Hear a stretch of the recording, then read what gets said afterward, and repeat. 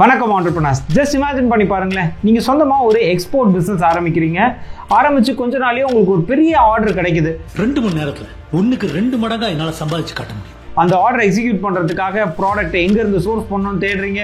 ப்ராடக்ட்டை வாங்கி அதை பேக் பண்ணி அதுக்கப்புறமா ஒரு கண்டெய்னரில் போட்டு ஹார்பருக்கு அனுப்பிச்சிடுறீங்க. இன்னும் கப்பல் கிளம்ப ஒரு 2 மணி நேரம் தான் இருக்குது.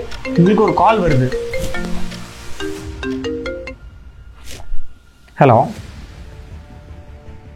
Yes sir. ஐயோ சார், இன்னும் 2 மணி நேரம் தானே இருக்குது, வேறு எதாவது பண்ண முடியுமா? ஹலோ,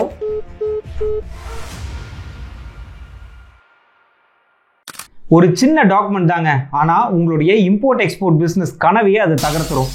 ஸோ இன்னைக்கு நம்ம இந்த வீடியோ மூலிமா சர்டிஃபிகேட் ஆஃப் ஆரிஜின்னா என்ன, இது எதனால ரொம்ப ரொம்ப முக்கியம், இது எப்படி வாங்குறது, அது மட்டும் இல்லாமல் நீங்கள் சொந்தமாக ஒரு பிஸ்னஸ் ஆரம்பிக்கணும் அப்படின்னா உங்கள் பிஸ்னஸ்க்கு தேவையான ரிஜிஸ்ட்ரேஷன்ஸ் என்ன, லைசன்சஸ் என்னெல்லாம் வாங்கணும், அது எப்படி வாங்குறது, அதுக்கு தேவையான டாக்குமெண்ட்ஸ் எல்லாம் என்ன, இதெல்லாம் பற்றி ஒரு டீட்டெயில் பிடிஎஃப் டாக்குமெண்ட் கிரியேட் பண்ணியிருக்கோம். உங்களுக்கு அந்த பிடிஎஃப் டாக்குமெண்ட் தேவைப்படுது அப்படின்னா டிஸ்கிரிப்ஷனில் இருக்கக்கூடிய லிங்கை கிளிக் பண்ணி அந்த டாக்குமெண்ட்டை ஃப்ரீயாகவே டவுன்லோட் பண்ணிக்கலாம். நான் அறிவழகன், பிஸ்னஸ் லாயரோட கம்பெனி பேர் லா இன்டெலிஜென்ஷியா பிரைவேட் லிமிடெட்.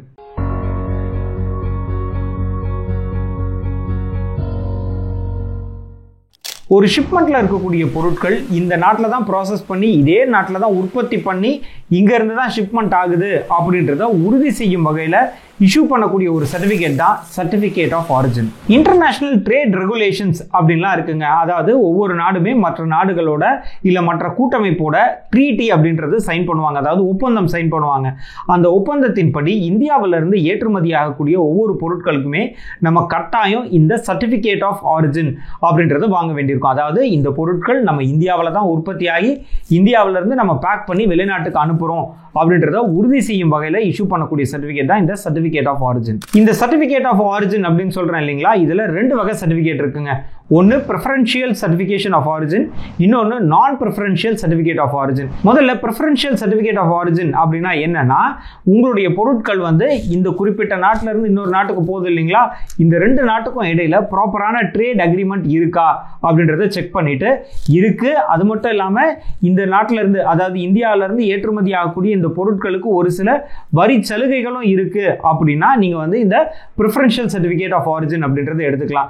நான் ப்ரிஃபரன்ஷியல் சர்டிஃபிகேட் ஆஃப் ஆரிஜின் அப்படின்றது என்னன்னா, உங்களுக்கு இந்த நாட்டில் இருந்தா போகுது, ஆனா இதனால உங்களுக்கு எந்த ஒரு வரி சலுகைகளும் இல்லை, இந்த 2 நாடுகளுக்கும் இடையில எந்த ஒரு ட்ரேட் அக்ரிமெண்ட்டும் இல்லை, இந்த பொருட்களுக்கு நம்ம சர்டிஃபிகேட் ஆஃப் ஆரிஜின் வாங்கினாலும் நம்மளுக்கு வரி சலுகை கிடையாது அப்படின்ற நேரத்தில் நீங்க நான் ப்ரிஃபரன்ஷியல் சர்டிஃபிகேட் ஆஃப் ஆரிஜின் அப்படின்றது வாங்கலாம். இந்த சர்டிஃபிகேட் ஆஃப் ஆரிஜினை சுருக்கமா COO அப்படின்னு சொல்லுவாங்க. நம்மளும் அப்படியே சொல்லிடலாமே. எதனால இந்த COO சர்டிஃபிகேட் வாங்கணும், இது எதனால முக்கியம் அப்படின்னு பார்த்தீங்கன்னா ஒரு 3 காரணங்கள் இருக்குங்க. முதல் காரணம் அப்படின்றது, இந்த சர்டிஃபிகேட் ஆஃப் ஆரிஜின் இருந்தால் தான் உங்களுக்கு கஸ்டம்ஸ் கிளியரன்ஸே கிடைக்கும். இந்த சர்டிஃபிகேட் ஆஃப் ஆரிஜின் இல்லைன்னா உங்களால் எந்த ஒரு பொருட்களையும் ஷிப்மெண்ட் பண்ணவே முடியாதுங்க. இது முதல் காரணம். 2வது காரணம் அப்படின்னு பார்த்தீங்கன்னா, உங்களுடைய ப்ராடக்ட் இங்கேருந்து எக்ஸ்போர்ட் பண்ணுறீங்க இல்லைங்களா, அதுக்கான டியூட்டி எவ்வளோ, அதே மாதிரி அது அங்கே இம்போர்ட் ஆகும்போது அங்கே எவ்வளோ அவங்க கஸ்டம்ஸ் டியூட்டி பே பண்ணி எடுக்கணும், இது எல்லாமே இந்த சர்டிஃபிகேட் ஆஃப் ஆரிஜினை பேஸ் பண்ணி தான் இருக்கும். 3வது விஷயம், நீங்கள் ஏற்றுமதி செய்யக்கூடிய பொருட்கள் ப்ராப்பராக லீகலான குட்ஸ் தானா, இல்லை இதில் ஏதாவது இல்லீகாலிட்டி இருக்கா அப்படின்றதையும் இந்த சர்டிஃபிகேட் ஆஃப் ஆரிஜின் உங்களுக்கு வெரிஃபை பண்ணி சொல்லிடும். 4வது முக்கியமான காரணம் அப்படின்றது ட்ரஸ்ட்டுங்க. உங்களுக்கு இங்கேருந்து நீங்கள் நம்ம இந்தியாவிலேருந்து வெளிநாட்டுக்கு ஏற்றுமதி பண்ணுறீங்க, அந்த பொருட்கள் அத்தனையும் நல்ல ஒரு தரமான பொருட்கள் தான், இது இந்தியாவிலேருந்து தான் ஏற்றுமதி செய்யப்படுது அப்படின்றத வெளிநாட்டு பையருக்கு உறுதி செய்யும் வகையில் தான் இந்த சர்டிஃபிகேட் ஆஃப் ஆரிஜின் அப்படின்றது இருக்கும். ஸோ இதெல்லாம் தான் இந்த COO சர்டிஃபிகேட் வாங்குறதுக்கான முக்கியமான காரணங்கள். அண்ட் இன்னும் ஒரு விஷயங்க, இப்போ நம்ம கண்டென்ட் அத்தனையுமே ஸ்பாட்டிஃபைலையும் லிஸ்ட் ஆகிட்டு இருக்கு. ஸோ நீங்கள் ஆன் த கோல இந்த கண்டென்ட் அத்தனையுமே கேட்டு உங்களோட பிஸ்னஸை அடுத்தடுத்த நிலைக்கு வளர்க்க முடியும். ஸ்பாட்டிஃபையோட லிங்க் டிஸ்கிரிப்ஷனில் இருக்கு, மறக்காம ஃபாலோ பண்ணிடுங்க. அடுத்து இந்த COO வாங்குறதுக்கு என்னெல்லாம் டாக்குமெண்ட்ஸ் தேவை, என்னெல்லாம் டாக்குமெண்ட்ஸ் கையில் இருந்தால் உங்களால் இந்த COO வாங்க முடியும் அப்படின்னு பார்த்தீங்கன்னா, முதல்ல இதுக்கான அடிப்படை தேவை அப்படின்றது ஒரு IE கோடுங்க. அதாவது இம்போர்ட்டர் எக்ஸ்போர்ட்டர் கோட் உங்ககிட்ட கட்டாயம் இருக்கணும். இதை தவிர்த்து invoice details, product list, package details, இது எல்லாமே நீங்க சப்மிட் பண்ண வேண்டியிருக்குங்க.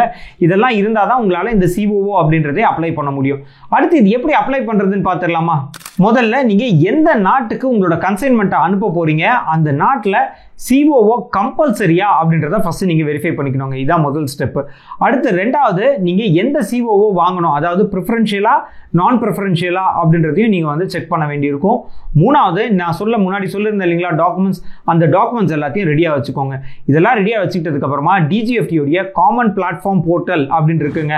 உங்களுக்கு இங்கே கீழே வந்து அதுக்கான லிங்க் வந்து நான் காமிக்கிறேன். அந்த லிங்க் தான் நீங்கள் வந்து கிளிக் பண்ணி உங்களுடைய லாகினை வந்து கிரியேட் பண்ண வேண்டியிருக்கும். ஃபர்ஸ்ட் லாகின் கிரியேட் பண்ணுறதுக்கு உங்களோட ஐஇ கோடு, அதே மாதிரி உங்களோட இமெயில் ஐடி, உங்களோட ஃபோன் நம்பர் இதெல்லாம் என்டர் பண்ணி ஃபர்ஸ்ட் டிஜிஎஃப்டியோட காமன் போர்ட்டலில் நீங்கள் லாகின் ஒன்று கிரியேட் பண்ணிடுங்க.